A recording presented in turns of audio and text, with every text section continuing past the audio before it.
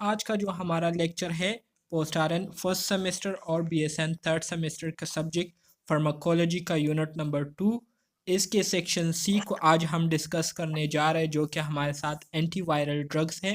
इसको आज हम डिस्कस करेंगे और इसको समझने की कोशिश करेंगे।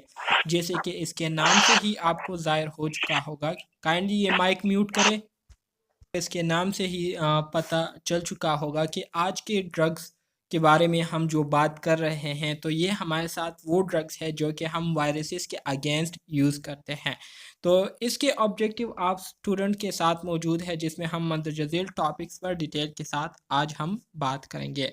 सबसे पहले हम डिफ़ाइन करेंगे most commonly use categories of antiviral drugs that are used to prevent and treat viral infection। मुख्तलिफ़ किस्म के जितने भी वायरल इन्फेक्शन हैं तो उससे पेशेंट्स को बचाने के लिए और उनकी जो बीमारी है उनको जो वायरल इन्फेक्शन हुए होते हैं उसके ट्रीटमेंट के लिए हम मुख्तलिफ़ कैटेगरीज़ के जो एंटीवायरल ड्रग्स होते हैं जो कि बहुत कॉमनली यूज़ किए जाते हैं तो उसको हम डिस्कस करेंगे। Briefly discuss action and effects of selected drug category. फिर इन्हीं ड्रग कैटेगरीज़ के हमारे साथ जो मैकेनिज़्म ऑफ एक्शन है उस पर हम बात करेंगे और किस तरह के इफ़ेक्ट्स ये ड्रग्स प्रोड्यूस करते हैं उसको हम डिस्कस करेंगे। List some of the most commonly use drugs for each drug category. ठीक है, हर कैटेगरी में हमारे साथ मुख्तलिफ मेंबर्स होते हैं, ठीक है, हर क्लास के, ठीक है, तो उसको हम डिस्कस करेंगे। इसके साथ साथ discuss the nursing measures or patient education which can be taken if patient is used to treat and prevent infection।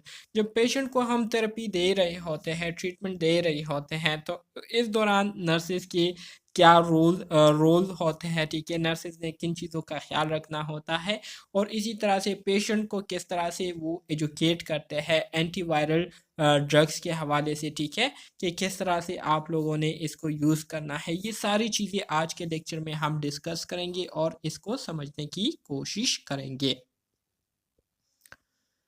तो डियर स्टूडेंट, सबसे पहले हम आ जाते हैं वायरसेस की तरफ। What is viruses? वायरसेस किसे कहते हैं? जैसे कि आप सबको मैंने इस यूनिट के स्टार्ट में ही बताया था कि वायरसेस क्या है। ये आपके पास माइक्रो ऑर्गेनिज्म है। माइक्रो ऑर्गेनिज्म हम किसे कहते हैं? माइक्रो ऑर्गेनिज्म ये वो ऑर्गेनिज्म होते हैं जो कि आपको आंखों के ज़रिए नज़र नहीं आते, ठीक है, बल्कि इसको देखने के लिए आपको माइक्रोस्कोप की ज़रूरत पड़ती है। So the organism that can be seen through a microscope, जिसको आप माइक्रोस्कोप के ज़रिए जो है देख सकते हैं और माइक्रोस्कोप के बगैर उसको आप नहीं देख सकते, तो ऐसे ऑर्गेनिज्म को हम क्या कहते हैं? माइक्रो ऑर्गेनिज्म कहते हैं। सो माइक्रो ऑर्गेनिज्म में मैंने आपको बताया था कि बैक्टीरियाज आ जाते हैं, प्रोटोजो आ जाते हैं, फंजाई आ जाते हैं, वायरसेस आ जाते हैं, मुख्तलिफ़ किस्म की हमारे साथ माइक्रो ऑर्गेनिज्म है। तो ये सारी चीज़ें जो है माइक्रो ऑर्गेनिज्म में आती है। सो अब हम यहाँ पर बात कर रहे हैं वायरसेस की। तो वायरसेस की हवाले से हम थोड़ी सी डिस्कशन करेंगे और इसको समझेंगे कि ये वायरस आखिर क्या चीज़ है, ठीक है। तो सबसे पहली बात यह है कि viruses are obligate intracellular parasite. बहुत सारे स्टूडेंट्स अक्सर औकात ऑब्लिगेट इंट्रासेलुलर पैरासाइट वर्ड को नहीं समझ पाते कि आखिर इस वर्ड का क्या मतलब है। Viruses are obligate intracellular parasites, ये हमारे साथ वो माइक्रो ऑर्गेनिज्म हैं जो कि होस्ट के सेल के बगैर ज़िंदा नहीं रह पाते। इनमें ये खसूसियत होती है कि ये जब होस्ट के सेल से बाहर होती है, ठीक है, जब होस्ट पर जब इसने अटैक नहीं किया होता तो होस्ट के सेल से बाहर ये क्या होती है? ये लिविंग नहीं कहलाती। लेकिन जो ही ये होस्ट सेल पर अटैक कर लेती है, होस्ट सेल को क्या कर लेती है? अपने कंट्रोल में कर लेती है, तो इनमें सारी जो खसूसियात है वो लिविंग ऑर्गेनिजम्स की आ जाती है। सो वायरसेस ये आपके पास ऐसे माइक्रो ऑर्गेनिज्म है जो कि दूसरों के टुकड़ों पर क्या होते हैं? पलते हैं। मतलब ये है कि ये अपने होस्ट के टुकड़ों पर क्या होते हैं? पलते हैं, जिंदा रहते हैं। तो इस वजह से इसको क्या कहते हैं? Obligate intracellular parasite. Intra mean inside cell, cell के अंदर जो है ये रहते हैं और सेल जो होस्ट सेल होती है ना, तो उसकी मशीनरी को यूज़ करते हुए अपने जो फंक्शन है उसको परफॉर्म करती हैं। तो इसको कहते हैं obligate intracellular parasite. They lack both a cell wall and cell membrane and they do not carry out metabolic processes। ठीक है, इसी तरह से वायरसेस में आपको एक और प्रॉपर्टी ये भी मिलेगी कि इसमें ना ही सेल वॉल होता है और ना ही सेल मेम्ब्रेन होता है और ना ही ये किसी भी किस्म के मेटाबॉलिक प्रोसेसेस को खुद से परफॉर्म करती है, बल्कि मेटाबॉलिक प्रोसेसेस को परफॉर्म करने के लिए ये अपनी होस्ट सेल को क्या करती है, यूज़ करती है। होस्ट सेल से मुराद ये है कि जिस चीज़ पर इसने अटैक किया होता है, ठीक है, तो उसके सेल को यूज़ करते हुए उसको उसकी मशीनरी को यूज़ करते हुए अपने फंक्शंस को परफॉर्म करता है। इसके फंक्शंस क्या है? इसके फंक्शन वायरल इन्फेक्शन को काज करना है, ठीक है, अपनी जो डॉटर सेल्स है उसकी रेप्लिकेशन करना, ये इसके फंक्शन है। They are different from other microbes because a virus cannot replicate on its own. It must attach to and enter a host cell. It then uses the host cell energy to synthesize protein, DNA and RNA। वही बातें अब यहाँ पर आपको दोहराई जा रही है जो कि अभी मैंने आपको कही। वायरसेस जो है ये दूसरे माइक्रोब से इस तरह से मुख्तलिफ है कि पहली बात तो ये है कि ये ख़ुद से अपने आप को रिप्लिकेट नहीं कर सकते। जिस तरह से बैक्टीरिया ख़ुद से अपने आप को रिप्लिकेट करती थी अपनी ही मशीनरी को यूज़ करते हुए, फंजाई ख़ुद से अपने आप को रिप्लिकेट करती थी, इस तरह से वायरसेस जो है इस तरह से ख़ुद से अपने आप को रिप्लिकेट नहीं कर सकती। अपने आप को रिप्लिकेट करने के लिए, अपनी तादाद को बढ़ाने के लिए ये होस्ट के सेल में अंदर जाती है, उसकी मशीनरी को क्या करती है, अपने कंट्रोल में लेती है और फिर उससे अपनी मर्ज़ी का काम कराती है, जिसमें वो क्या करती है, मुख्तलिफ मेटाबॉलिक प्रोसेसेस को यूज़ करते हुए अपने वायरल प्रोटीन्स बनाते हैं, डीएनए बनाते हैं और आरएनए बनाते हैं। ठीक है, so viruses are difficult to kill because they live inside cells. Any drug that kill a virus may also kill a cell. So इस वजह से जो वायरल इन्फेक्शन होते हैं इसकी इलाज जो है बहुत ज़्यादा मुश्किल होते हैं। क्यों? क्योंकि ये सेल के अंदर अपना काम करती है। सो अगर आप सेल के अंदर जाते हैं, ठीक है, होस्ट सेल के अंदर जाते हैं और वहाँ पर वायरसेस को किल करते हैं, तो इसका मतलब ये है कि आप इन्फेक्टेड जो ऑर्गेनिज्म है, ठीक है, जो वायरसेस है उसको तो किल करेंगे ही करेंगे, लेकिन इसके साथ साथ आपको अपने जो होस्ट सेल है उसकी कुर्बानी भी देनी पड़ेगी। सो इसके साथ साथ जो है वो सेल भी क्या हो जाता है, वो भी ख़त्म हो जाता है। तो इस वजह से वायरल इन्फेक्शन की ट्रीटमेंट जो है ये थोड़ी सी क्या होती है, डिफ़िकल्ट होती है। सही है, 1 मिनट के लिए वेट करें। Yes sir. ठीक है, तो उसी स्लाइड का खुलासा आपको इस डायग्राम में जो है बताया जा रहा है। सबसे पहले अगर नंबर 1 पर देखें तो नंबर 1 पर आपको यहाँ पर क्या नज़र आ रहा है, ये एक वायरस सेल है। ठीक है, ये आपके पास एक वायरस है। वायरस का मैंने आपको बताया कि इसका सेल वॉल भी नहीं होता, इसका सेल मेम्ब्रेन भी नहीं होता। तो फर्स्ट टाइम ये क्या करता है, एक होस्ट सेल पर अटैक करता है। ये आपको जो बड़ा नज़र आ रहा है ना, तो ये क्या है, ये एक होस्ट सेल है। ठीक है, जब ये होस्ट सेल पर अटैक करता है तो होस्ट सेल के अंदर ये चला जाता है, जो कि आपको नज़र आ रहा है। फिर जब ये वहाँ पर चला जाता है तो ये क्या करता है, ये सबसे पहले न्यूक्लिक एसिड पर अटैक करता है। न्यूक्लिक एसिड आपके पास क्या है, डीएनए आरएनए है। जब वहाँ पर अटैक कर लेता है तो वहाँ पर ये वायरस जो है अपने न्यूक्लिक एसिड का क्या कर लेता है, जो होस्ट का न्यूक्लिक एसिड होता है उस पर कंट्रोल हासिल करके उसके ज़रिए अपने आरएनए डीएनए को बनाना शुरू कर देते हैं। ठीक है, जैसे कि यहाँ पर आपको नज़र आ रहा होगा। ठीक है, क्रोमोसोम मतलब डीएनए को ऑर्डर देता है कि आप जो है मेरे क्रोमोसोम बनाएं या मेरे आरएनए बनाएं। तो डीएनए जो है एक ऑर्डर जारी करता है जिसके ज़रिए राइबोसोम क्या करते हैं, मैसेंजर आरएनए को ऑर्डर देती है, मैसेंजर आरएनए जो है फिर क्या करती है, प्रोटीन्स बनाना शुरू कर देती है और उसी प्रोटीन से फिर हमारे साथ क्या होते हैं, वायरल आरएनए बनते हैं जो कि आपको यहाँ पर नज़र आ रहे हैं।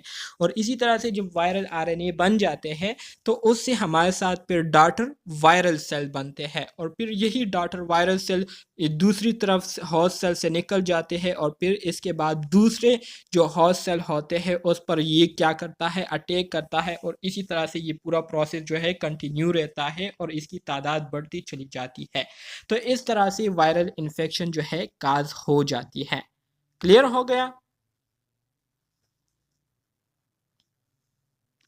सबसे पहले क्या होता है, अटैच टू होस्ट सेल। सबसे पहले वायरल सेल जो है ये होस्ट सेल के साथ अटैच हो जाता है। फिर क्या करता है, जब होस्ट सेल के अंदर चला जाता है so uncoding of virus and entry of viral nucleic acid into the host nucleus. जो वायरल न्यूक्लिक एसिड होता है ये क्या कर लेता है, जो होस्ट न्यूक्लिक एसिड होता है तो उसमें एंटर हो जाता है जैसे मैंने आपको बताया। फिर क्या करता है, control of DNA RNA and protein production. फिर इसके बाद ये डीएनए आरएनए और प्रोटीन प्रोडक्शन सिस्टम पर क्या करता है, कंट्रोल हासिल कर लेता है, उसको अपने कंट्रोल में कर लेता है। फिर क्या करता है, फिर ये होस्ट का जो न्यूक्लिक एसिड होता है उसके ज़रिए जो है एक ऑर्डर जारी करता है जिसमें ये वायरल सेल जो है क्या करता है, उसको ऑर्डर देता है कि मेरे जैसे दूसरे प्रोटीन्स आरएनए डीएनए जो है बनाना शुरू करें। तो इस तरह से फिर यहाँ पर क्या होता है, असेंबल ऑफ वेरिएंट्स। वेरिएंट्स क्या है, वेरिएंट्स हमारे साथ न्यूली जो वायरल डीएनए सूर्य न्यूली जो वायरल सेल होते हैं, डॉटर सेल होते हैं, उसको वेरिएंट्स कहते हैं। ठीक है, सो ये बनना शुरू हो जाते हैं और जब बहुत सारे बन जाते हैं तो ये फिर इस सेल से क्या हो जाते हैं, खारिज हो जाते हैं और फिर होस्ट के दूसरे सेल पर अटैक करना शुरू कर देते हैं और इस तरह से होस्ट के सेल को क्या कर रहा होता है, वायरल कर रहा होता है, उसको इन्फेक्ट कर रहा होता है। अच्छा जी, वायरस लाइफ साइकिल। फिर इसके बाद वायरस लाइफ साइकिल है तो इसको हम आगे डिटेल के साथ डिस्कस करेंगे। अभी यहाँ पर इसको हमने पढ़ा नहीं है तो इस वजह से आपको समझ नहीं आएंगी, आगे हम इसको डिस्कस करेंगे। ठीक है, वायरल इन्फेक्शन की तरफ आ जाते हैं। वायरल इन्फेक्शन कैसे काज होते हैं, इसके लिए कंडीशंस क्या होते हैं, ठीक है, तो इस पर हम बात करेंगे। तो सबसे पहले competent immune system. Competent immune system से मुराद ये है कि वो इम्यून सिस्टम जो कि कम्पिटेंट होता है, जिसमें काबिलियत होती है मुख्तलिफ़ किस्म के वायरल इन्फेक्शन को रिस्पॉन्स देने की। ठीक है, और इसी तरह से a well functioning immune system will eliminate और effectively destroy virus replication. Competent immune system से मुराद ये है कि इनमें वायरल इन्फेक्शन को रिस्पॉन्स देने की काबिलियत जो है होती है, इसके साथ साथ इसके फंक्शन जो है इतने अच्छे होते हैं कि वो खुद से ही जो है मुख्तलिफ वायरल रिप्लिकेशन प्रोसेसेस को क्या कर देती है, डिस्ट्रॉय कर लेती है और इसी तरह से वायरसेस को बॉडी से क्या कर लेती है, एलिमिनेट कर लेती है, ख़त्म कर लेती है। जबकि इम्यूनो कंप्रोमाइज पेशेंट जो होते हैं, मतलब वो पेशेंट जिनका इम्यून सिस्टम कमज़ोर हो चुका होता है, ठीक है, तो हैव फ्रीक्वेंट वायरल इन्फेक्शन, तो उनको वायरल इन्फेक्शन की काज होने के चांसेस बहुत ज़्यादा हो जाते हैं। क्यों? क्योंकि वहाँ पर इम्यून सिस्टम वीक हो चुका होता है, उसमें जो है मुख्तलिफ़ किस्म की माइक्रो ऑर्गेनिज़म के साथ मुकाबला करने की सलाहियत जो है वो नहीं रह चुकी होती है। तो इस वजह से वायरल इन्फेक्शन बहुत जल्दी ऐसे इम्यूनो कंप्रोमाइज पेशेंट में काज होना शुरू हो जाते हैं। सो इसमें आपके पास कैंसर के पेशेंट आ जाते हैं जिनका इम्यून सिस्टम जो है कंप्रोमाइज हो चुका होता है। ठीक है, ख़ास तौर पर ल्यूकीमिया और लिम्फोमा, मतलब ल्यूकीमिया जिसमें वाइट ब्लड सेल्स की कमी होती है, वो पेशेंट जिनमें वाइट ब्लड सेल्स की क्या होती है, कमी होती है, उसकी काउंटिंग जो है वो क्या हुई होती है, कम हुई होती है। तो ऐसे पेशेंट में वायरल इन्फेक्शन बहुत आसानी से काज हो जाते हैं। ठीक है, और जैसे कि लिम्फोमा मतलब ट्यूमर वगैरह हो, तो ऐसे कंडीशन में क्या होता है, ऐसे कंडीशन में वायरल इन्फेक्शन की काज होने के चांसेस बहुत ज़्यादा होते हैं। क्यों? क्योंकि ऐसी कंडीशन में जो इम्यून सिस्टम होता है वो मुकम्मल तौर पर कंप्रोमाइज़ हो चुका होता है, वीक हो चुका होता है। सो ये एक अपॉर्चुनिटी होती है वायरसेस के लिए कि वो क्या करे, इससे फ़ायदा उठाए और होस्ट पर अटैक करके उसको इन्फेक्ट करे। इसी तरह से जो ट्रांसप्लांट के पेशेंट होते हैं, ठीक है, तो फार्माकोलॉजिक थेरेपी की वजह से उनका जो इम्यून सिस्टम है वो कंप्रोमाइज़ हो चुका होता है, वो वीक हो चुका होता है। तो ऐसे पेशेंट में वायरल इन्फेक्शन की काज होने के चांसेस जो है वो बहुत ज़्यादा होते हैं। इसके अलावा एड्स के जो पेशेंट होते हैं, एड्स किसे कहते हैं? Acquire immuno deficiency syndrome. इसी तरह से डिजीज़ अटैक इम्यून सिस्टम, ठीक है। तो इस तरह की कंडीशन में वायरल इन्फेक्शन की काज होने के चांसेस बहुत ज़्यादा होते हैं। सही है, तो ये वो कंडीशन है जिसमें वायरसेस जो है आसानी से अटैक करते हैं, और अगर इम्यून सिस्टम वीक ना हो, स्ट्रॉन्ग हो, तो फिर वायरसेस जो है वो इतनी आसानी से जो है अटैक नहीं कर सकते, इन्फेक्ट नहीं कर सकते। Antiviral drugs. अब हम बात करेंगे उन ड्रग्स के बारे में जो कि हम वायरसेस के अगेंस्ट यूज़ करते हैं। सो viruses control by current antiviral therapy. तो मौजूदा जो एंटीवायरल थेरेपी यूज़ की जा रही है मुख्तलिफ़ किस्म के वायरसेस को कंट्रोल करने के लिए, तो उसमें आपके पास साइटो मेगलो वायरस आ जाती है, ठीक है। इसी तरह से हेपेटाइटिस वायरसेस आ जाते हैं, हार्प सिम्प्लेक्स वायरसेस आ जाते हैं, ह्यूमन इम्यूनो डिफिशियंसी वायरस आ जाते हैं जिसको हम HIV कहते हैं, इन्फ्लुएंजा वायरसेस आ जाते हैं, रिस्पायरेटरी सेंशियल वायरसेस आ जाते हैं, ठीक है। तो ये हमारे साथ मुख्तलिफ वायरसेस है जिसके लिए हम क्या करते हैं, मुख्तलिफ एंटीवायरल ड्रग यूज़ करते हैं। तो इसको हम आगे डिटेल के साथ डिस्कस करेंगे, ठीक है। कोई कंफ्यूजन है?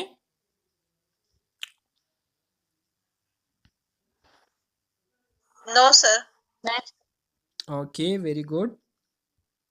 मज़ीद आगे बढ़ते हैं एंटीवायरल ड्रग्स की तरफ। Viruses have no cell wall and made up of nucleic acid component। पहली बात तो ये ऑलरेडी आप जान चुके हैं कि वायरसेस में किसी किस्म का सेल वॉल या सेल मेम्ब्रेन जो है नहीं होता। इसमें सिर्फ एक ही चीज़ होती है, वो क्या होती है? वो न्यूक्लिक एसिड होता है। कुछ वायरसेस ऐसे होते हैं जिसमें डबल स्ट्रैंडेड DNA होता है, कुछ वायरसेस ऐसे होते हैं जिसमें सिंगल स्ट्रैंडेड RNA होता है, ठीक है। तो इन दोनों को मिलकर हम क्या कहते हैं? न्यूक्लिक एसिड कहते हैं। सो वायरसेस में किसी किस्म का सेल वॉल नहीं होता, ठीक है। ये सिर्फ न्यूक्लिक एसिड पर मुश्तमिल हमारे साथ ऑर्गेनिज्म होते हैं। Viruses containing envelope antigenic in nature, ठीक है। इसी तरह से वायरसेस मतलब मिसाल के तौर पर ये क्या है? ये हमारे साथ एक न्यूक्लिक एसिड है, ठीक है, वायरस का। इसके इर्द गिर्द एक एनवेलप सा होता है, ठीक है। मतलब ये एक एनवेलप में क्या हुआ होता है? एनवेलप में इसको कवर किया गया होता है, ठीक है। ये एनवेलप क्या होता है? एंटीजेनिक होता है, ठीक है। मतलब अपनी हिफाजत के लिए जो है ये काम करती है, जो कि जो वायरल न्यूक्लिक एसिड होता है इसको महफूज रखता है, ठीक है। So viruses are obligate intracellular parasite. Intracellular parasite, obligate intracellular parasite की दोबारा से जिक्र आ गया, तो इसका मतलब ये है कि ये जो वायरस है जो कि मैंने यहाँ पर बनाया हुआ है, ये क्या करता है? ये यहाँ पर मैंने एक दूसरा सेल बनाया, ये होस्ट सेल है, ठीक है। H से मैं इसको रिप्रेजेंट करूँगा, ये होस्ट सेल है। तो ये वायरल सेल क्या करता है? इस होस्ट सेल के साथ अटैच हो जाता है, ठीक है। इसके साथ अटैच हो जाता है तो इस एनवेलप से एक ख़ास किस्म के एंजाइम जो है प्रोड्यूस होते हैं, जो कि इस होस्ट सेल का जो मेम्ब्रेन होता है ना, जो वॉल होता है, इसको क्या कर लेता है? इसमें सोराख कर लेता है। और इसी तरह से ये न्यूक्लिक एसिड जो आपको नज़र आ रहा है, तो ये इस होस्ट सेल के अंदर चला जाता है, ठीक है। होस्ट सेल के अंदर जब चला जाता है तो यहाँ पर सबसे पहले ये किस चीज़ पर अटैक करता है? होस्ट सेल के अंदर सबसे पहले ये होस्ट सेल का जो न्यूक्लिक एसिड सिस्टम होता है, ठीक है, न्यूक्लिक एसिड सिस्टम पर अटैक करते हैं, मतलब DNA RNA पर अटैक करता है, जिसके थ्रू ये फिर मज़ीद अपने फंक्शंस को परफॉर्म करता है, ठीक है। तो इसको इंट्रासेलुलर पैरासाइट कहते हैं। They do not have a metabolic machinery of their own, uses host enzyme। वही बात है जो कि ऑलरेडी हमने डिस्कस की हुई है कि इसके साथ अपना मेटाबॉलिक कोई मशीनरी नहीं होती जो कि ये खुद से यूज़ करे। मेटाबॉलिक प्रोसेसेस करने के लिए ये अपने होस्ट सेल के एंजाइम्स को यूज़ करता है, होस्ट सेल का जो पूरा मशीनरी है उसको यूज़ करता है और उससे काम लेता है। Certain viruses multiply in the cytoplasm but other do in the nucleus, ठीक है। वही बात है कि कुछ वायरसेस ऐसे भी होते हैं जो कि सेल के साइटोप्लाज्म में अपनी जो तादाद है, मल्टीप्लिकेशन है, उसको करते हैं, लेकिन जो ज़्यादातर वायरसेस होते हैं वो सेल के न्यूक्लियस के अंदर अपनी रिप्लिकेशन प्रोसेस को क्या करते हैं, परफॉर्म करते हैं। Many multiplication takes place before diagnosis is made, ठीक है। इसी तरह से जब आप कोई वायरल इन्फेक्शन को डायग्नोज करते हैं तो उसके डायग्नोसिस होने से पहले वायरस ने अपना काम जो है वो पूरा किया होता है। मतलब वायरस जो है वो इतनी तादाद में जो है वो आ चुके होते हैं, उसकी तादाद इतनी बढ़ चुकी होती है कि उसको फिर उस टाइम कंट्रोल करना बहुत ज़्यादा मुश्किल होता है, ठीक है। तो वायरसेस की डायग्नोज भी तब होती है जब पानी जो है सर से चढ़ जाए, ठीक है, तो तभी जो है वायरसेस की डायग्नोसिस हो जाती है। जब वायरसेस की अलामात जो है वो ज़ाहिर होना शुरू हो जाए तो तभी जो है हमें पता चल जाता है कि इस बंदे को किसी किस्म की वायरल इन्फेक्शन हुई है। सही है।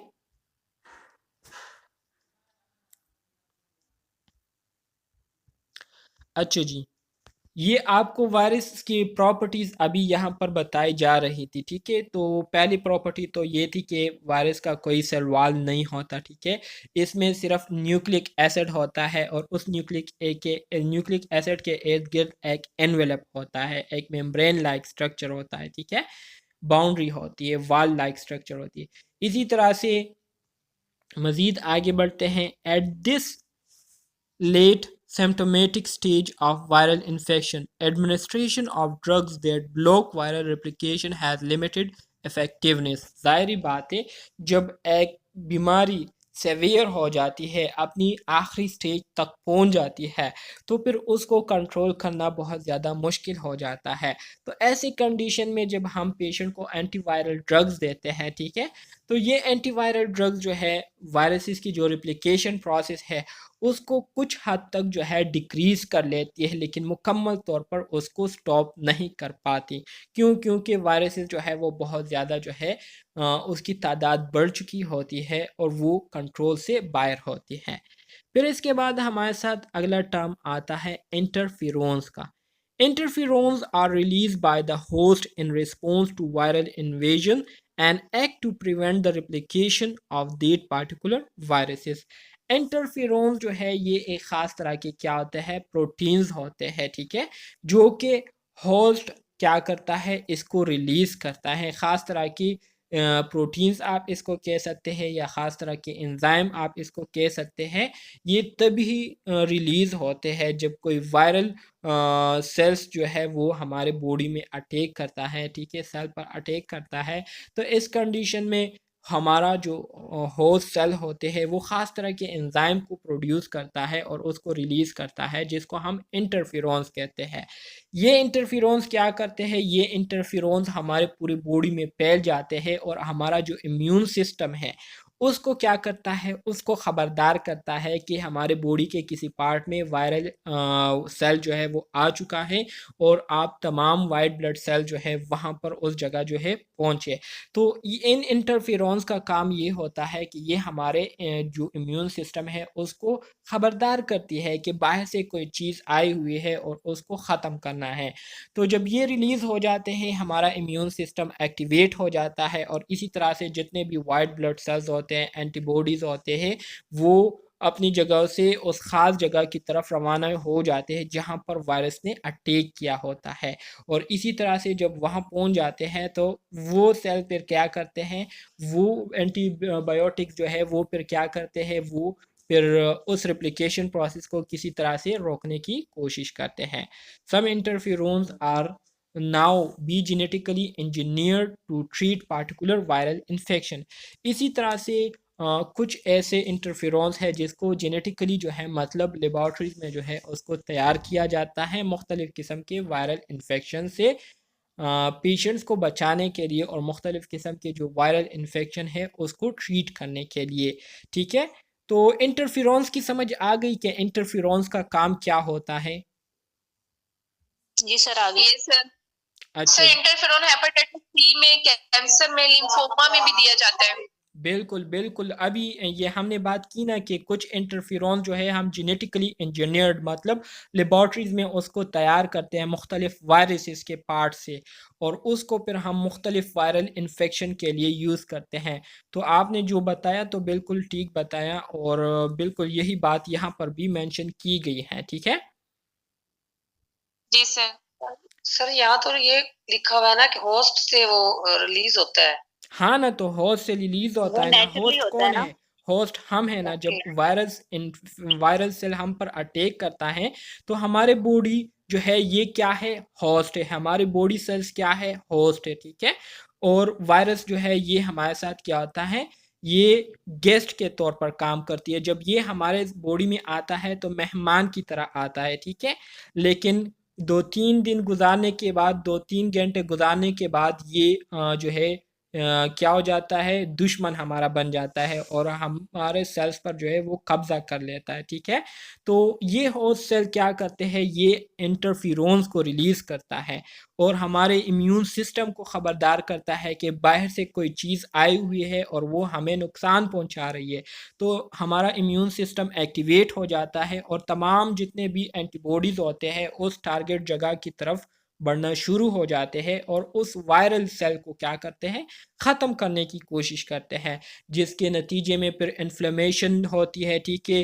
रेडनेस, उस एरिया में रेडनेस प्रोड्यूस होती है, वो एरिया जो है स्वेल हो जाती है, वार्म हो जाती है, ठीक है? हमें पेन भी फील होती है, हमें फीवर भी हो जाती है। तो ये सारे रिस्पॉन्सेज हमारे इम्यून सिस्टम के होते हैं जो कि इस वायरल सेल के अगेंस्ट काम कर रहे होते हैं। सही है? जी सर। अच्छा जी, मज़ीद आगे बढ़ते हैं। बहुत ही ज़्यादा सिंपल है और मैं आपको स्टोरी फॉर्म में इसलिए सुना रहा हूँ ताकि आप लोगों को ये चीज़ें एक स्टोरी की तरह लगे, कहानी की तरह लगे और आप लोगों को याद करने में आसानी हो। Many antiviral drugs are purine और pyrimidine analogues। ठीक है? सिंपल बात है। कहते हैं कि जितने भी सर ज़्यादातर आवाज नहीं आ रही। अच्छा जी, मैं ये कह रहा हूँ कि आप लोगों को मैं जो बता रहा हूँ स्टोरी फॉर्म में इसलिए बता रहा हूँ ताकि आप लोगों को ये मेरी बातें जो है ज़हन में आसानी से बैठ जाएँ। तो बहुत सारे एंटीवायरल ड्रग्स ऐसे होते हैं जो कि प्यूरिन और पायरिमिडीन्स एनालॉग से बने होते हैं। प्यूरिन और पायरिमिडीन ये हमारे साथ क्या है? ये हमारे साथ कंपोनेंट है न्यूक्लिक एसिड के, जिससे हमारे साथ न्यूक्लिक एसिड बनता है, ठीक है? Many antiviral drugs are prodrugs. They must be phosphorylated by viral or cellular enzyme in order to become activate या एक्टिव, ठीक है? इसके अलावा ज़्यादातर जो हमारे साथ एंटीवायरल ड्रग्स होते हैं तो ये प्रो ड्रग्स होते हैं। प्रो ड्रग्स से मुराद ये है कि इसको हम वायरल इन्फेक्शन के काज होने से पहले लोगों को क्या करते हैं, देते हैं, जैसे कि मुख्तलिफ़ किस्म के वैक्सीन्स हो गए, ठीक है? हम जो वैक्सीनेशन करते हैं तो वैक्सीन में क्या होता है, वैक्सीन में पोलियो वायरस के ख़िलाफ़ जो है हमारे साथ एंटीबॉडीज़ होती है और वो एंटीबॉडी क्या होती है, वो एंटीबॉडी असल में पोलियो वायरस ही होता है। लेकिन उस पोलियो वायरस को इतना कमज़ोर कर किया जा चुका होता है कि वो हमारे इम्यून सिस्टम को नुकसान नहीं पहुंचा पाता। तो हमारे इम्यून सिस्टम को जब उस वायरस के बारे में पता चलता है तो एकदम से इम्यून सिस्टम आता है, पहले तो उस पोलियो वायरस को ख़त्म कर देता है, ठीक है? जो कि हमने वैक्सीन में दिया होता है।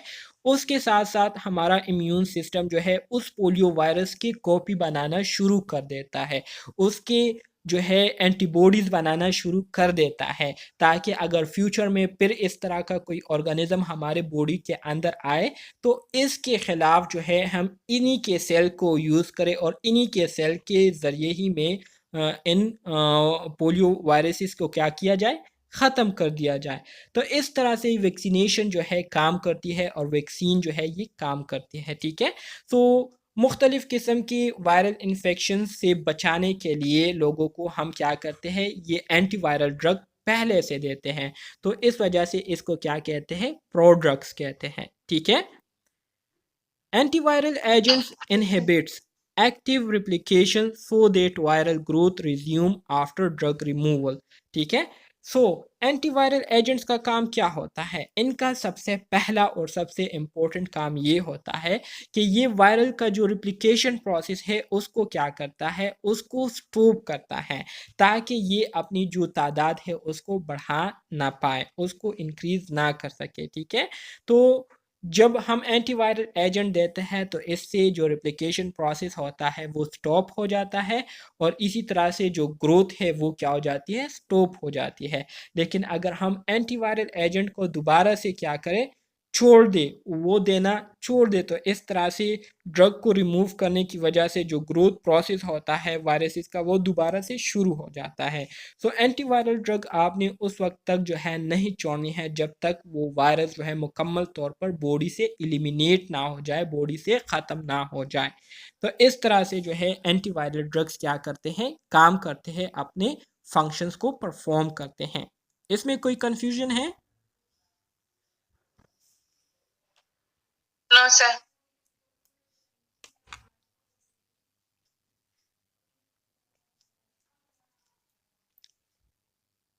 Okay, very good.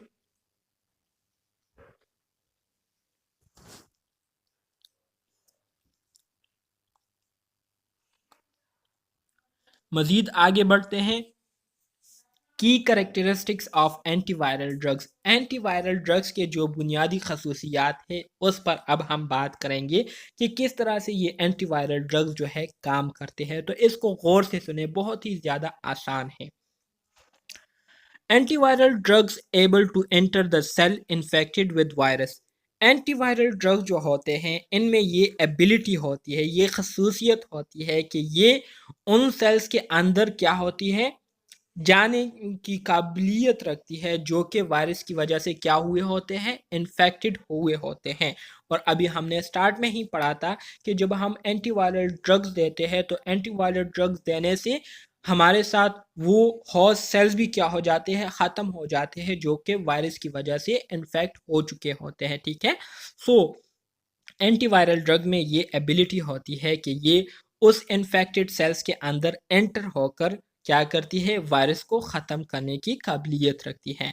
Interfere with viral nucleic acid synthesis और रेगुलेशन। इसी तरह से जो वायरस होता है जिसने हमारे होस्ट सेल के जो न्यूक्लिक एसिड प्रोसेस है, ठीक है, उसको कंट्रोल में किया होता है, तो ये एंटीवायरल ड्रग्स क्या करते हैं, उसी होस्ट सेल्स के अंदर जाते हैं और जिस न्यूक्लिक एसिड सिस्टम पर वायरस ने कंट्रोल हासिल किया होता है तो उसमें मुदाखलत करना शुरू कर देता है, जिसकी वजह से वायरसेस जो है वो फिर अपनी रिप्लिकेशन प्रोसेस को सही तरीके से नहीं कर पाती, और उसको फिर बहुत ज़्यादा मसला जो है वो फेस करना पड़ता है अपने ऑफस्प्रिंग बनाने के लिए। तीसरी जो प्रॉपर्टी होती है एंटीवायरल ड्रग्स की वो ये है कि some drugs interfere with the ability of virus to bind to cells. इसी तरह से कुछ ड्रग ऐसे भी होते हैं जो कि वायरसेस की जो एबिलिटी होती है जिसमें वो सेल के साथ क्या होती है, पहले बाइंडिंग करती है, सेल के साथ पहले अटैच होती है, तो उस प्रॉपर्टी को क्या करती है, डिस्टर्ब करती है, जिसकी वजह से वायरसेस जो है वो मुख्तलिफ होस्ट सेल के साथ अटैच नहीं हो पाती। तो जब अटैच नहीं हो पाती तो वो फिर होस्ट सेल्स के अंदर दाखिल नहीं हो पाती, और जब दाखिल नहीं हो पाती तो इस वजह से होस्ट सेल जो है वो इन वायरसेस से क्या होते हैं, महफूज रहते हैं। Some drugs stimulate the body immune system. कुछ ड्रग ऐसे होते हैं जो कि हमारे बॉडी के जो इम्यून सिस्टम है उसको स्टिमुलेट करते हैं, उसको क्या करते हैं, इन्हेंस करते हैं, उसकी जो फंक्शन है उसको इंक्रीज कराते हैं, ताकि जो एंटीबॉडीज है वो एक्टिव हो जाए और वो इन वायरल सेल के अगेंस्ट एक्टिवली काम करें। Best responses to antiviral drugs are in patient with competent immune system. जाहिर बात है, आपका इम्यून सिस्टम अगर स्ट्रॉन्ग रहेगा तो स्ट्रॉन्ग रहने का मतलब ही ये है कि ये मुख्तलिफ किस्म के जो वायरसेस है, ठीक है, उसके अगेंस्ट सही तरीके से जो है रिस्पॉन्सेज दे सकेंगे, और इसी तरह से एंटीवायरल ड्रग्स के साथ मिलकर जो वायरल सेल्स है उसको बेहतर तरीके से एलिमिनेट करने में कामयाब होंगे। A healthy immune system works synergistically with the drugs to eliminate or suppress viral activity। वही बात है जो कि मैंने आपको कही, अगर आपका इम्यून सिस्टम अच्छा है, वेल है, ठीक है, हेल्दी है, ठीक है, कॉम्पिटेंट है। तो इसका मतलब ये है कि जब आप एंटीवायरल ड्रग्स देते हैं तो ये एंटीवायरल ड्रग्स का काम क्या होता है, एंजाइम की तरह होता है, कैटलिस्ट की तरह होता है। ये आपके इम्यून सिस्टम को मज़ीद बूस्ट अप कर देती है, मज़ीद इसको तेज़ कर देती है। तो इस तरह से ये फिर बेहतर तरीके से वायरल सेल वायरसेस को क्या करते हैं, कम्पीट करना शुरू कर देते हैं, उसको ख़त्म करने में कामयाब हो जाते हैं। सही है? कोई कंफ्यूजन है?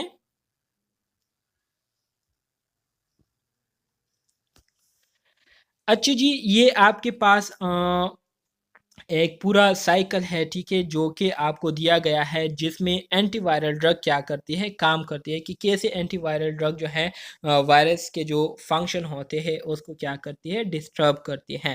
तो ये पहले आपके पास वायरस आता है, ठीक है, वायरस आता है तो ये होस्ट सेल के साथ अटैच होकर उसमें एंटर हो जाता है। तो हमारे साथ जो एंटीवायरल ड्रग होते हैं वो क्या करते हैं, ब्लॉक बाय इन्फ्लूवर्टाइड गेमा ग्लोब्यूलिन है हमारे साथ, जो कि नॉन स्पेसिफिक है। तो पेनिट्रेशन कर देती है, ये एंटर हो जाती है, फिर क्या करती है, अनकोडिंग ब्लॉक्ड बाय एमेंटाडीन, जो कि इन्फ्लुएंजा ए वायरस होता है, उसको ब्लॉक करती है।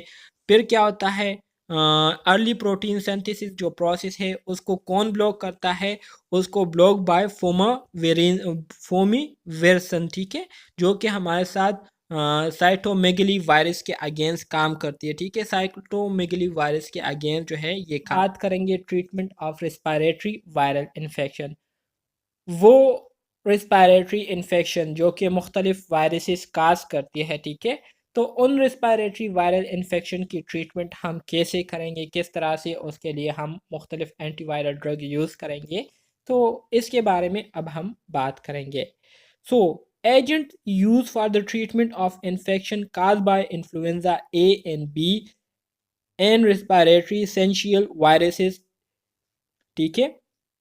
So treatment of respiratory virus infection के हवाले से कहते हैं कि ये हमारे साथ वो एजेंट्स होते हैं जो कि ख़ास तौर पर हम उन इन्फेक्शंस के लिए यूज़ करते हैं, जो कि इन्फ्लुएंजा ए, इन्फ्लुएंजा बी और जो रेस्पिरेटरी सेंशियल वायरस होता है जो कि स्पेशली रेस्पिरेटरी इन्फेक्शन को काज करता है, ठीक है। तो ऐसे इन्फेक्शंस के लिए, ऐसे इन्फेक्टेड ऑर्गेनिज्म के लिए हम क्या करते हैं, इन एजेंट्स को जो ड्रग यूज़ करते हैं, ठीक है, तो उसके बारे में अब हम बात करेंगे। Immunization against influenza A is the preferred approach. तो सबसे पहले रिस्पायरेटरी वायरल इन्फेक्शन के लिए जो पहला तरीका हम फॉलो करते हैं तो वो क्या है, वो इम्यूनाइजेशन है। इम्यूनाइजेशन से मुराद वैक्सीनेशन है। आप मुख्तलिफ़ किस्म के वैक्सीन जो है क्या करते हैं, पेशेंट को एडमिनिस्टर करते हैं ताकि मुख्तलिफ़ किस्म के जो इन्फ्लुएंजा वायरसेस हैं, मुख्तलिफ़ किस्म के जो वायरल इन्फेक्शन है उससे क्या रहे, उससे लोग जो है वो प्रिवेंट रहे, महफूज रहे। सो इम्यूनाइजेशन जो है ये हमारे साथ पहला तरीका है इन्फ्लुएंजा ए वायरस से अपने आप को और दूसरे लोगों को बचाने के लिए, ठीक है। However antiviral agents are use, इसके अलावा एंटीवायरल एजेंट जो है यूज़ होते हैं, मतलब vaccine. So patient are allergic to the vaccine virus not covered by vaccine unvaccinated individual who are at risk, ठीक है। सो ऐसे पेशेंट जिनको क्या होता है, वैक्सीन से एलर्जी होती है, या ऐसे वायरसेस जो कि क्या होते हैं, वैक्सीन का उस पर कोई असर नहीं होता, या ऐसे अन वैक्सीनेटेड पेशेंट, ठीक है, जिन्होंने किसी किस्म के वैक्सीन नहीं लिए होते, जिन्होंने किसी किस्म की क्या कहते हैं, एहतियाती तदाबीर नहीं अपनाए होते वायरल इन्फेक्शन से बचने के लिए, तो ऐसे लोग क्या होते हैं, ऐसे लोग जो है वायरसेस के जद में आने के चांसेस उनके क्या होते हैं, ज़्यादा होते हैं, ठीक है। तो ऐसे पेशेंट को फिर हम क्या करते हैं, ऐसे पेशेंट को फिर हम एंटीवायरल एजेंट्स देते हैं, मतलब मुख्तलिफ एंटीवायरल ड्रग्स उनको देते हैं, और उन ड्रग्स के ज़रिए हम उनकी जो वायरल इन्फेक्शन उनको काज हुई होती है उसका हम क्या करते हैं, इलाज करते हैं। सही है। Antiviral drug for respiratory viral infection, तो रेस्पिरेटरी वायरल इन्फेक्शन में सबसे पहले हम इन्फ्लुएंजा के बारे में बात कर रहे हैं। तो अनकोटेड इनहिबिटर, अनकोटिंग इनहिबिटर में हमारे साथ क्या है, इमेंटाडीन है, ठीक है, और इसी तरह से रिमेंटाडीन है। इसी तरह से न्यूरोमिनिडेज इनहिबिटर्स है जिसमें आपके पास ओसेल्टामेवर, ठीक है, ओसेल्टामेवर है और जेनामेवर है, ठीक है। ये क्या है, ये हमारे साथ वो एंटीवायरल ड्रग है जो कि इन्फ्लुएंजा के अगेंस्ट क्या करती है, काम करती है, और इन्फ्लुएंजा की वजह से जो इन्फेक्शन काज हुए होते हैं उसके लिए ये क्या करती है, इफेक्टिवली अपने रोल को परफॉर्म करती है। इसी तरह से जो रिस्पायरेटरी सेंक्शनल वायरस है, ठीक है, जो कि ब्रोंकियोलाइटिस को काज करती है, ठीक है। ब्रोंकियोलाइटिस से क्या मुराद है, ये आपका जो रिस्पायरेटरी सिस्टम है, जो ब्रोंकियोल्स होते हैं या जो ब्रोंकाई होते हैं, वहाँ पर क्या करती है, ये इन्फेक्शन काज करते हुए वहाँ पर इन्फ्लेमेशन काज करती है। तो इसके लिए क्या यूज़ होता है, इसके लिए रिबा विरन जो है ये यूज़ होते हैं। ये हमारे साथ एंटीवायरल ड्रग्स है, रिबा विरन्स, ठीक है। तो इसको हम आगे अभी वन बाय वन डिस्कस करेंगे, तो तभी आपको ये सारी चीज़ें जो है क्लियर हो जाएंगी, जो कि अभी यहाँ पर सिर्फ इंट्रोडक्शन इसकी हम कर रहे हैं। न्यूरोमिनिडेज इनहिबिटर, न्यूरोमिनिडेज इनहिबिटर्स क्या है, ये कैसे काम करते हैं, इसमें हमारे साथ कौन कौन से मेंबर्स है, इस पर अब हम थोड़ी सी रोशनी डालेंगे। Oseltamivir and zanamivir are the drugs used to prevent the release of new viruses and this spread from the cell to cell. Neuraminidase inhibitors ये हमारे साथ वो एंटीवायरल ड्रग्स होते हैं। इनका काम ये होता है कि ये हमारे बॉडी में जाकर जब हम इनको एडमिनिस्टर करते हैं, ठीक है, इसमें आपके पास दो मेंबर्स आते हैं, एक ओसेल्टामेवर है और दूसरा जेनामेवर है, ठीक है, जेनामेवर। ये ड्रग्स क्या काम करती है, इन ड्रग्स का काम ये होता है कि जब हमारे सेल जो है वो वायरस की वजह से क्या हुए होते हैं, इफ़ेक्ट हो चुके होते हैं, वायरसेस ने हमारे होस्ट सेल पर अटैक किया हुआ होता है, वहाँ पर रेप्लिकेशन प्रोसेस जो है वो ऑलरेडी सेल के अंदर जारी और सारी रहती है, वायरस जो है वो अपने डॉटर सेल्स को बना रहा होता है, ठीक है। तो जब डॉटर सेल्स की तादाद इतनी बढ़ जाती है कि वो पूरे सेल को कवर कर लेती है और फिर सेल जो है वो पटना शुरू हो जाता है उनकी तादाद मुसलसल बढ़ने की वजह से। तो ये न्यूरोमिनिडेज इनहिबिटर्स क्या करते हैं, ये न्यूरोमिनिडेज इनहिबिटर्स जब हम पेशेंट को देते हैं तो ये पेशेंट की बॉडी में जाकर उन इन्फेक्टेड सेल्स के अंदर चली जाती है और वहाँ पर जो रिप्लिकेशन प्रोसेस होता है उसको क्या कर लेता है, उसको स्टॉप कर लेता है, जिसकी वजह से नए वायरसेस डॉटर सेल्स जो है वो नहीं बनते। जब वो नहीं बनते तो इसकी वजह से जो सेल है वो फिर नहीं पड़ता, ठीक है, उससे जो डॉटर सेल ऑलरेडी वायरस ने बनाए होते हैं तो वो उस सेल से बाहर नहीं निकल पाते और वो उस सेल के अंदर ही रह जाते हैं, जिसकी वजह से जो दूसरे सेल होते हैं हमारे बॉडी के अंदर, जो दूसरे होस्ट सेल्स होते हैं, तो वो इन डॉटर वायरस सेल से क्या हो जाते हैं, महफूज हो जाते हैं, और फिर इस तरह से उसका सेल के अंदर ही काम क्या कर दिया जाता है, तमाम कर दिया जाता है। So effective against both type A and type B influenza viruses, neuraminidase inhibitors जो है ये दोनों टाइप ए और टाइप बी जो इन्फ्लुएंजा वायरसेस है तो दोनों के अगेंस्ट जो है ये इफेक्टिवली काम करती है, और इनका काम मैंने आपको बता दिया। मिसाल के तौर पर ये आपका एक होस्ट सेल है, ठीक है, यहाँ पर ये एक वायरल डीएनए है, सही है। ये वायरल डीएनए क्या करती है, ये वायरल डीएनए जो होस्ट का डीएनए होता है जो कि मैं ब्लू कलर से रिप्रेजेंट कर रहा हूँ, तो इसके साथ मिल जाती है, ठीक है, और इस पर जो है ये क्या कर लेती है, इस पर ये कंट्रोल हासिल कर लेती है और ये इस तरह से आपको नज़र आने लगती है। तो ये होस्ट न्यूक्लिक एसिड क्या करता है, ये बहुत सारे इस वायरस के ऑर्डर के मुताबिक बहुत सारे क्या करता है, बहुत सारे वायरल डीएनए, छोटे छोटे वायरल डीएनए बनाना शुरू कर देती है, ठीक है, और फिर इसी तरह से इसके लिए प्रोटीन्स भी बनाना शुरू कर देती है जो कि इन डीएनए के इर्द गिर्द इस तरह से आ जाती है, इससे बहुत सारे डॉटर वायरसेस बन जाते हैं। तो इसकी तादाद बढ़ते बढ़ते ये पूरे सेल को कवर कर लेती है, ठीक है।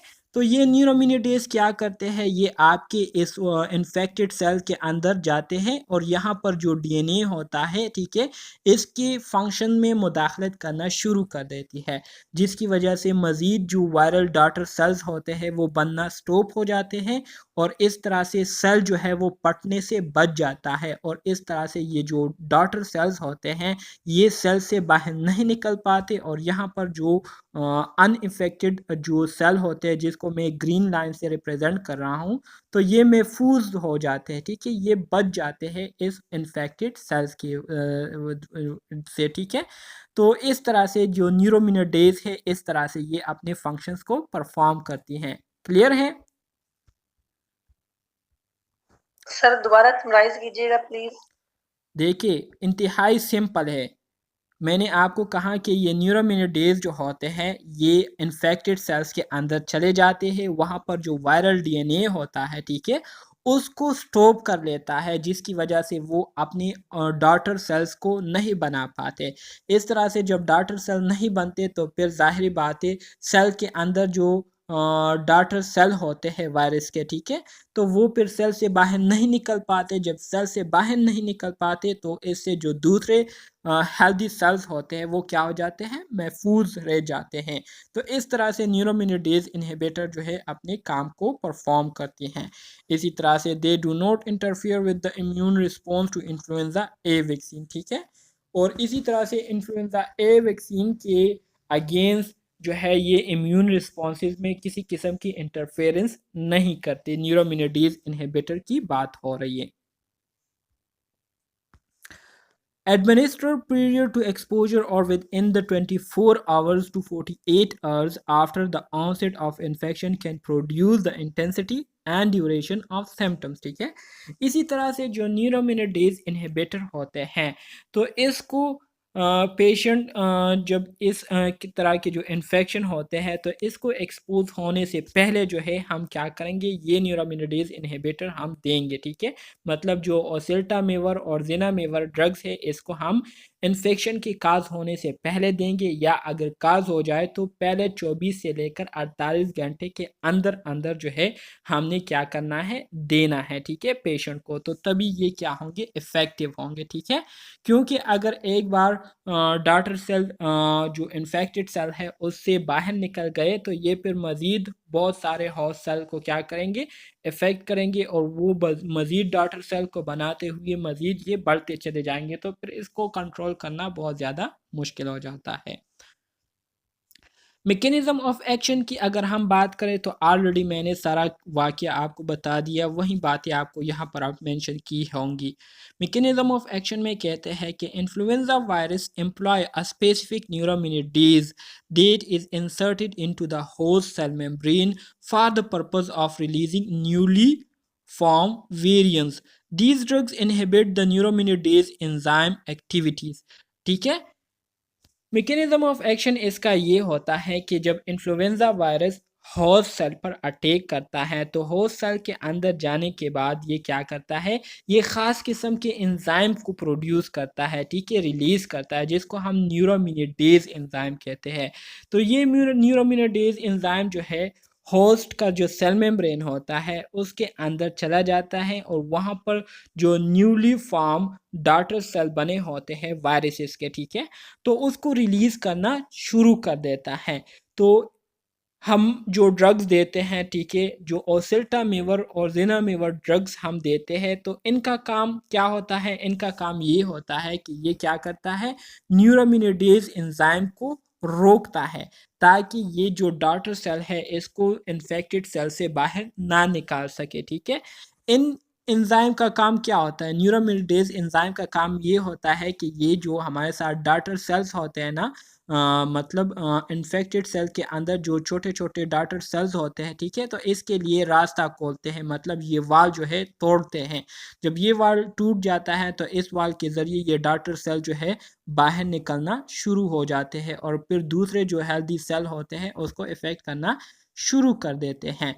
तो हम जो न्यूरोमिनोडेज इनहिबिटर देते हैं तो इनका काम स्पेसिफिकली ये होता है कि ये इन्फ्लुएंजा वायरस का जो एंजाइम होता है जिसको हम न्यूरोमिनोडेज कहते हैं, तो इस न्यूरोमिनोडेज एंजाइम को ये क्या करता है, ब्लॉक करता है, जिसकी वजह से ये फिर डॉटर सेल्स को सेल से बाहर नहीं ले जा पाते, ठीक है। सो फार्माकोकाइनेटिक इसका क्या होता है, मतलब हमारी बॉडी किस तरह से इन ड्रग्स पर काम करती है, इन ड्रग्स के साथ क्या करती है हमारी बॉडी। सो ओसेल्टामिवर, जिसको हम टेमीफ्लू के नाम से जानते हैं, ठीक है, ये हम क्या करते हैं, ओरली पेशेंट को देते हैं। ये हमारे साथ ओरली एक्टिव प्रोड्रग है, मतलब इन्फेक्शन के काज होने से पहले हम पेशेंट को ओरली जो है एडमिनिस्टर करते हैं। इसका रूट जो है वो क्या है, ओरल है। इसी तरह से जो जेनामेवर है, जो कि रिलेंजा के नाम से जाना जाता है, तो ये ओरली एक्टिव नहीं है, इज़ ईदर इनहेल और एडमिनिस्टर इंट्रानेजली। इसको जो है या तो नेजली, इंट्रानेजली नेजल के थ्रू दिया जाता है, या इसको इनहेल किया जाता है, मतलब स्प्रे फॉर्म में होता है, ठीक है। तो इस तरह से ये क्या करते हैं, बॉडी के अंदर जाकर जो रिस्पायरेटरी इन्फेक्शन है उसके अगेंस्ट काम करते हैं। तो हमारे साथ जो ओसेल्टामेवर और जेनामेवर है, ये दोनों drugs are eliminated unchanged in the urine. सो ये यूरिन के थ्रू जो है हमारे बॉडी से क्या होते हैं, एलिमिनेट होते हैं। सो दोनों के बारे में आप लोगों ने दो बातें याद रखनी है। वो ये है कि ओसेल्टामेवर इसको ओरली दिया जाता है, ठीक है, ओरली ये हमारे साथ क्या है, एक्टिव रहती है। जबकि जेनामेवर जो है ये ओरली हम नहीं दे सकते, बल्कि इसको हम नोज के ज़रिए दे सकते हैं या इसको इनहेल कर सकते हैं, ठीक है। इनहेल से मुराद ये है कि बाय ब्रीथ जो है इसको आप क्या कर सकते हैं, इनहेल कर सकते हैं। और दोनों ड्रग जो है यूरिन के ज़रिए बॉडी से क्या हो जाती है, बाहर खारिज हो जाती है। सही है। सर ये स्टेरॉइड्स हैं दोनों? जी, ये दोनों स्टेरॉइड्स हैं? स्टेरॉइड नहीं है, ये हमारे साथ एंटीवायरल ड्रग है।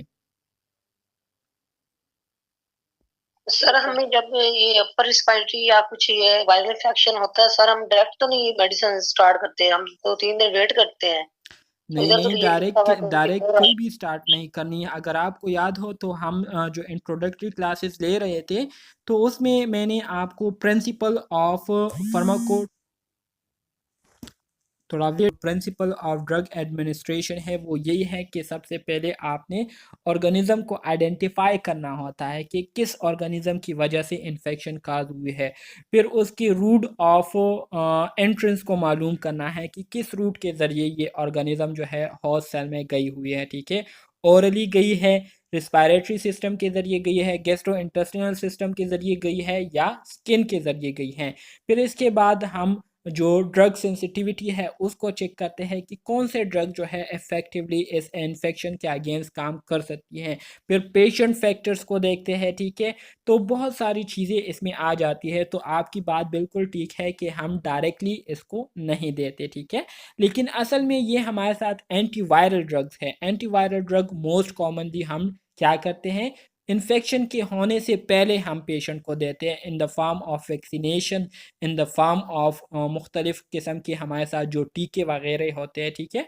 तो इन फॉर्म में हम पहले से देते हैं ताकि पेशेंट जो है वो क्या रहें, प्रोटेक्टेड रहें। लेकिन अगर किसी को हो जाए तो फिर ज़ाहिरी बात है हम उसको एंटी वायरल ड्रग के फॉर्म में उनको एडमिनिस्टर करते हैं। सही है। जी सर। अच्छा जी, इसके अगर हम एडवर्स इफ़ेक्ट की बात करें तो एडवर्स इफ़ेक्ट में क्या क्या हो सकता है, oseltamivir cause gastro intestinal discomfort and nausea. मतलब ये है कि जो ओसेल्टामेवर है ये गैस्ट्रो इंटेस्टिनल डिस्कम्फर्ट, इसको डिस्कम्फर्ट कर सकती है और नाजिया काज कर सकती है। जबकि जिनामेवर जो है ये इरिटेशन काज कर सकती है, रिस्पायरेटरी ट्रैक्ट को क्या कर सकती है, इरिटेट कर सकती है। Must be avoided in asthma or chronic obstructive pulmonary disease patient because of bronchospasm। इसके अलावा जिनामेवर ड्रग जो है ये आप अस्थमा के पेशेंट और जो COPD के पेशेंट होते हैं, जिसको हम chronic obstructive pulmonary disease कहते हैं, ठीक है। तो ऐसे पेशेंट को आप नहीं दे सकते। क्यों? क्योंकि ये ब्रोंकोस्पाज्म काज कर सकती है। जो ब्रोंको मसल होते हैं, ठीक है, उसको क्या कर सकती है, वहाँ पर स्पाज़म काज करके जो ब्रीथिंग सिस्टम है उसको डिस्टर्ब कर सकती हैं। तो ऐसे पेशेंट को आप ये वाले ड्रग्स जो हैं नहीं दे सकते। रेजिस्टेंस की अगर हम बात करें तो म्यूटेशन ऑफ द न्यूरोमिनेडेज की म्यूटेशन की वजह से रेजिस्टेंस जो है ये भी काज हो सकती है। मतलब रेजिस्टेंस का ये है कि फिर ये ड्रग जो है इफ़ेक्टिवली काम नहीं कर पाते। क्यों? क्योंकि वहाँ पर जो न्यूरोमिनेडेज एंजाइम होते हैं उसकी क्या हो जाती है, म्यूटेशन हो जाती है, उसमें चेंजेस आ जाती है, जिसकी वजह से ये ड्रग जो है फिर उन एंजाइम पर अच्छी तरीके से काम नहीं कर पाती। तो इस वजह से और ये फिर रेजिस्टेंस शो करती हैं। सही है। Inhibitor of viral uncoating. Inhibitor of viral uncoating से मुराद ये है कि ये हमारे साथ वो ड्रग होते हैं जो कि वायरल के इर्द गिर्द जो कोट होता है, जो एनवेलप होता है, तो उस एनवेलप को जो है वायरस के इर्द गिर्द, उसको जो है वायरस के इर्द गिर्द ही रहने देती है। वायरस को, जो वायरस का जो न्यूक्लिक एसिड होता है उसको उस एनवेलप से बाहर नहीं आने देती। तो वो ड्रग जो कि ये काम करती है उसके हवाले से अब हम बात करेंगे। ठीक है। जैसे कि मिसाल के तौर पर ये एक एनवेलप है। ठीक है। इसके इर्द गिर्द, मतलब इसके अंदर ये आपके पास क्या है, वायरल न्यूक्लिक एसिड है। तो इनहिबिटर ऑफ वायरल अनकोडिंग से मुराद ये है कि इमेंटाडीन और रिमेंटाडीन जो है ये हमारे साथ वो ड्रग्स होते हैं, ठीक है, जो कि क्या करते हैं, इस एनवेलप को जो है टूटने नहीं देती। ये एनवेलप जो है इसी तरह से इस न्यूक्लिक एसिड के इर्द गिर्द रहता है, जिसकी वजह से ये न्यूक्लिक एसिड जो है ये इससे बाहर नहीं आ पाती और दूसरे जो होस्ट सेल होते हैं उसको इन्फेक्ट नहीं कर पाती। ठीक है। तो amantadine and rimantadines are the drugs and it therapeutic spectrum is limited to influenza A infection. ठीक है। इमेंटाडीन और रिमेंटाडीन जो है ये आपके पास वो ड्रग्स है जो कि वायरल अनकोडिंग के अगेंस्ट जो है काम करती है, जिसमें वायरल अनकोटिंग जो है ये क्या होती है, वायरल जो है वो फिर अनकोड नहीं होता। ठीक है। एनवेलप जो है वायरल न्यूक्लिक एसिड के इर्द गिर्द ही रहता है। दूसरी बात आप लोगों ने ये याद रखनी है कि ये सिर्फ इन्फ्लुएंजा ए वायरस के अगेंस्ट जो है ये रिमेंटाडीन और इमेंटाडीन जो है क्या करते हैं, इफेक्टिव रहते हैं। Effective in both treatment and prevention. ज़ाहिरी बात है इसको आप ट्रीटमेंट के लिए भी यूज़ कर सकते हैं और प्रिवेंशन के तौर पर भी यूज़ कर सकते हैं as a prodrug. Treatment is particularly used in high-risk patients who have not been vaccinated and during epidemics. इसी तरह से इन ड्रग्स के ज़रिए आप ऐसे पेशेंट को ट्रीटमेंट दे सकते हैं जिन्होंने किसी किस्म की वैक्सीनेशन ना की हो या एपिडेमिक सिचुएशन हो। ठीक है। एक बीमारी एक इलाके में जो है फैल रही हो, वबाई मर्ज जो है वो फैल रहा हो एक इलाके में। ठीक है। तो उस दौरान जो है आप इन ड्रग्स को यूज़ कर सकते हैं। Amantadine is also effective in the treatment of some cases of Parkinson disease.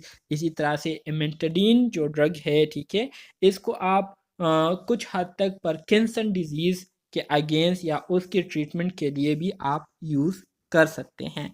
तो ये सिंपल एक डिफिनीशन थी, ठीक है, इनहिबिटर ऑफ वायरल अनकोटिंग के हवाले से। तो उम्मीद करता हूँ इसकी समझ भी आपको आ गई होगी। इसमें कोई कन्फ्यूजन है? सर इस हेडिंग का मतलब क्या है, मुझे समझ नहीं इस आई इसकी हेडिंग का मतलब मतलब। ये है, देखिए मैंने ये डायग्राम इसलिए बनाया ताकि आपको समझ आ जाए। ये एक एनवेलप है, इस एनवेलप के अंदर क्या होता है, वायरल न्यूक्लिक एसिड होता है। न्यूक्लिक एसिड से मुराद या डीएनए होगा या आरएनए होगा। असल काम कौन करता है, असल काम ये आरएनए या डीएनए करता है, ये न्यूक्लिक एसिड करता है। और ये कैसे करता है, मिसाल के तौर पर ये आपके पास क्या है, यहाँ पर ये आपके पास एक होस्ट सेल है, ये होस्ट सेल के साथ अटैच हो गई। ठीक है। तो ये एनवेलप क्या करता है, ये एनवेलप यहाँ से क्या करता है, होस्ट सेल के इर्द गिर्द जो ब्लू लाइन में मैंने जो ग्रीन लाइन में मेम्ब्रेन बनाया है, ठीक है, तो इसको क्या कर लेता है, इसको ख़त्म कर लेता है। कैसे ख़त्म करता है, जैसे जैसे यहाँ पर देखें, यहाँ से लेकर यहाँ तक इसको काट लेता है तो ये रास्ता खुल जाता है। तो ये न्यूक्लिक एसिड जो है इस होस्ट सेल के अंदर आ जाता है। यहाँ पर जो होस्ट का डीएनए होता है ब्लैक में, ठीक है, तो इसके साथ जो है ये कंबाइन हो जाता है, इस तरह से कंबाइन हो जाता है और फिर इसके थ्रू जो है इसी डीएनए को यूज़ करते हुए अपने डॉटर सेल्स इनके अंदर बनाना शुरू कर देता है। तो ये हमारे साथ जो एमेंटाडीन और रिमेंटाडीन होता है, इनका काम ये होता है कि ये क्या करते हैं, ये क्या करते हैं, ये इन इस वायरल एनवेलप को टूटने नहीं देते, जिसकी वजह से जो आपके पास वायरल डीएनए होता है तो ये इस एनवेलप के अंदर ही रहता है और ये दूसरे होस्ट सेल्स के अंदर नहीं जा पाता।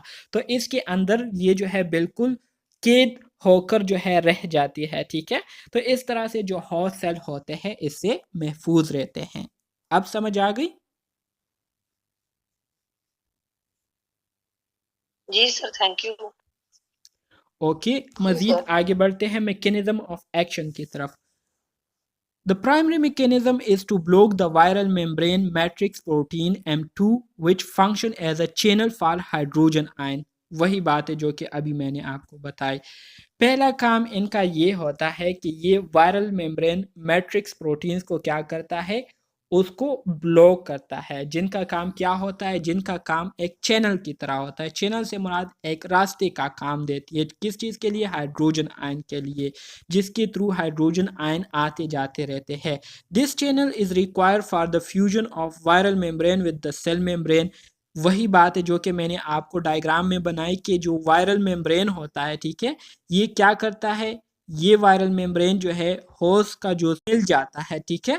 तो ये चैनल क्या करता है, जिस होस्ट सेल मेम्ब्रेन के साथ फ्यूज हो जाता है तो फिर क्या करता है, इसके अंदर जो है मिसाल के तौर पर यहाँ पर जो है पोर्स बन जाते हैं, सुराख, छोटे छोटे सुराख बन जाते हैं, रास्ते जो है बन जाते हैं, जिसके ज़रिए जो वायरल न्यूक्लिक एसिड होता है वो होस्ट सेल के अंदर चला जाता है। तो ये जो ड्रग्स होते हैं ये क्या करते हैं, ये drugs, these drug may also interfere with the release of new virions, ठीक है। सो ये ड्रग्स क्या करते हैं, ये ड्रग्स पहले तो इस एनवेलप को जो है दूसरे होस्ट सेल के जो मेम्ब्रेन है उसके साथ फ्यूज नहीं होने देते, जिसकी वजह से ये उस होस्ट सेल के साथ अटैच नहीं हो पाते।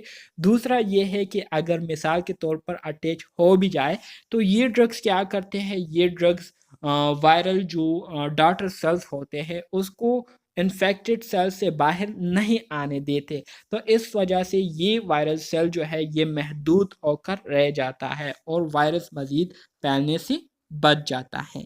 सही है। इनहिबिटर ऑफ वायरल अनकोटिंग, इसकी अगर हम फार्माकोकाइनेटिक्स की बात करें, मतलब यह है कि हमारी बॉडी इसके साथ क्या काम करती है। तो इसको आप ओरली जो है, ओरली इसकी एब्जॉर्प्शन सबसे अच्छी होती है, तो ओरली जो है इसको क्या किया जाता है, प्रिस्क्राइब किया जाता है, ठीक है। ओरली ये एक्टिव होते हैं। इसी तरह से Emantadine distribute throughout the body and penetrate into the central nervous system, when Rimentadine does not cross the blood-brain barrier to the some extent, ठीक है, सेम एक्सटेंट। पहली बात तो आप लोगों ने ये याद रखनी है कि ये जो ड्रग है एमेंटाडीन और एमेंटाडीन ये ओरली दिए जाते हैं, ठीक है। दूसरी बात आप लोगों ने ये याद रखनी है कि एमेंटाडीन जो है ये ब्लड ब्रेन बैरियर को आसानी से क्रॉस कर लेती है, जबकि रेमेंटाडीन जो है ये ब्लड ब्रेन बैरियर को क्रॉस नहीं कर सकती। तीसरी बात आप लोगों ने ये याद रखनी है कि excreted in the urine and में accumulate to toxic level in patient with renal failure. वो पेशेंट जिनको किडनीज का मसला हो तो उनमें अगर ये एक्यूमुलेट हो जाए, जमा हो जाए, तो इस वजह से ये टॉक्सिक इफ़ेक्ट जो है बहुत ज़्यादा प्रोड्यूस कर सकती है। दूसरी बात ये है कि वो पेशेंट जिनकी किडनीज बिल्कुल नॉर्मल हो, तो ऐसे पेशेंट जो ऐसे पेशेंट में जो ये ड्रग होता है तो ये यूरिन के ज़रिए बॉडी से क्या होता है, एलिमिनेट होता है, बॉडी से बाहर निकलता है यूरिन के थ्रू। सही है।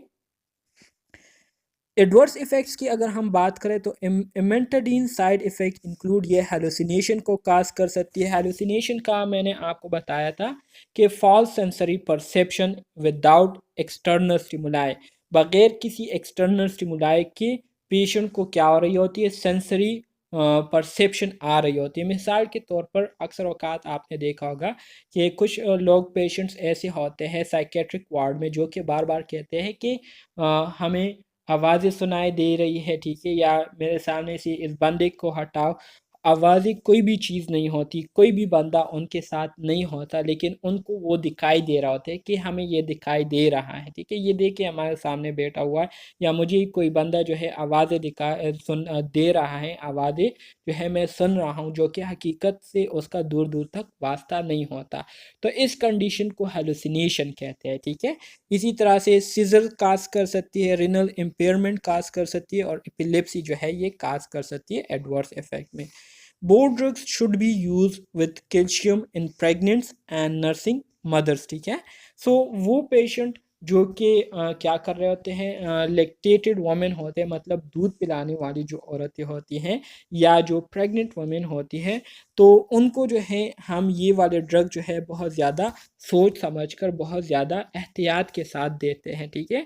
क्योंकि ये क्या करती है, प्लेसेंटा को क्रॉस करती है, तो इस वजह से इसको हम बहुत सोच समझकर क्या करते हैं, देते हैं। सही है? मज़ीद आगे बढ़ते हैं, रिस्पायरेटरी सेंशियल वायरस। अब हम रिस्पायरेटरी सेंशियल वायरस की तरफ आ जाते हैं, ठीक है? जो कि हमारे साथ रिबाविरन है, ठीक है? रिबाविरन, इसको हम डिस्कस करेंगे। रिबाविरन, जिसको हम वेरिजोल कहते हैं, इस सिंथेटिक गुआनिन एनालॉग। रिबाविरन जो है ये हमारे साथ वो ड्रग है जो कि रेस्पिरेटरी सेंशियल वायरस के अगेंस्ट हम क्या करते हैं, यूज़ करते हैं। काफ़ी हैं अभी तो, चलिए इसको डिस्कस करते हैं फिर ख़त्म करते हैं। रिबाविरन, जिसको हम वेरिजोल के नाम से जानते हैं, ये हमारे साथ एक सिंथेटिक गुआनिन एनालॉग है, मतलब गुआनिन से इसको बनाए गए हैं, ठीक है?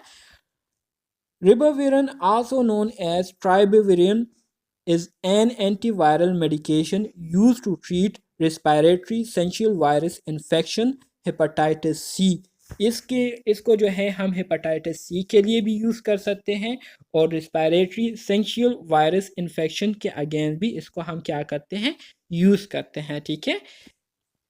Used in treating infants, young children with severe respiratory syncytial virus infection। इसी तरह से अगर इन्फेंट्स हो, ठीक है, उनको ये रेस्पिरेटरी सिंचियल वायरस इन्फेक्शन काज हुई हो, या यंग चिल्ड्रन हो, तो उनकी ट्रीटमेंट के लिए भी हम ये रिबाविरंस, जिसको हम वेरिजोल के नाम से जानते हैं, इसको यूज़ कर सकते हैं। It is effective in chronic hepatitis C infection when used in combination with pigeon pigeon pigeon pigeon interferons है। अच्छा जी, पिजन टर्फिलोन्स अल्फ़ा 2B और 2A, तो इसके साथ मिलकर हम क्या करते हैं, जो क्रॉनिक हेपेटाइटिस सी इन्फेक्शन है उसके लिए भी हम इस रिबाविरंस को क्या करते हैं, यूज़ कर सकते हैं, और इफ़ेक्टिवली ये काम भी करते हैं। सही है? क्लियर है? Yes sir. आज के लिए जो है इतना काफ़ी है। इंशाल्लाह कल की क्लास में हम इसको कवर करने की कोशिश करेंगे, और कल की क्लास जो है 9:30 बजे से इंशाल्लाह स्टार्ट होंगी, ठीक है? सो 9:30 बजे से लेकर 11:30 बजे तक हम क्लास लेंगे, जो कि हमारे पूरे 2 घंटे की क्लास होंगी इंशाल्लाह। सही है?